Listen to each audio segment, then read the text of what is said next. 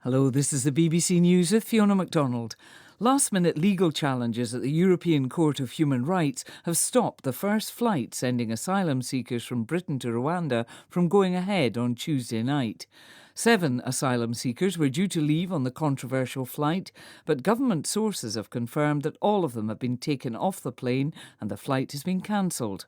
Rob Watson explains.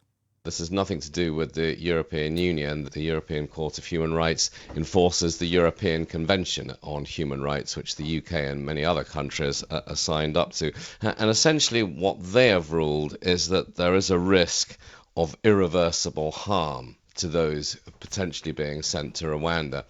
And that is rather different to what the UK courts were ruling on, which was not whether this was a good policy, whether it was smart or whether it was fair, but whether it should be allowed to go ahead and be reviewed at a later date. But this has now stopped it dead in its tracks. The British Home Secretary Priti Patel has expressed disappointment that the flight to Rwanda was not able to leave. She said the British government would not be deterred from delivering its plans to control the UK's borders. Ms Patel said the government's legal team was reviewing every decision made by the courts and preparations for the next flight were already beginning. The NATO Secretary-General says the alliance is stepping up its provision of heavy weaponry to Ukraine. Jens Stoltenberg was responding to repeated calls from the Ukrainian President Volodymyr Zelensky for more long-range artillery. There will be a meeting tomorrow at the NATO headquarters in the contact group for support to Ukraine.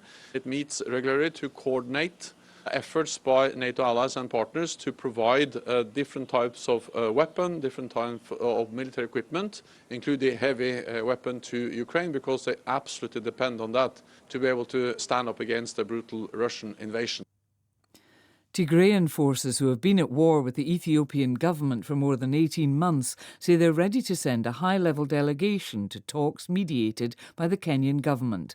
A letter signed by the head of the Tigray People's Liberation Front did not set out any preconditions, unlike previous statements about possible negotiations. Addressing Parliament, Ethiopia's Prime Minister Abiy Ahmed said a committee had been set up to study the possibility of dialogue and it would present its findings to the government. There is no simple negotiation. It needs work. A committee has been established to study how we might conduct talks, and they are examining it, but they haven't reported back to the executives yet. Hopefully, we expect them to do so within 14 to 15 days. You're listening to the World News from the BBC. A report by a leading children's charity claims that Israel and Egypt's 15-year blockade of the Gaza Strip has done significant psychological damage to young people there. Save the Children says the mental health of many has deteriorated, with growing numbers showing signs of emotional distress. Here's Mike Thompson. Save the Children says this week's anniversary of the blockade of Gaza, controlled since 2007 by the militant group Hamas, marks a decade and a half of fear and deprivation for youngsters there. It says the levels of emotional distress, nervousness and grief among children has greatly increased, along with bedwetting, depression and difficulty concentrating. And in another report, the campaign group Human Rights Watch says Israel and Egypt's tight restrictions on the movement of people and goods in and out of Gaza has turned it into an open-air prison, imposing what amounts to a 15-year lockdown. The budget airline Ryanair has dropped a controversial test in the Afrikaans language, which was aimed at identifying passengers travelling on fake South African passports.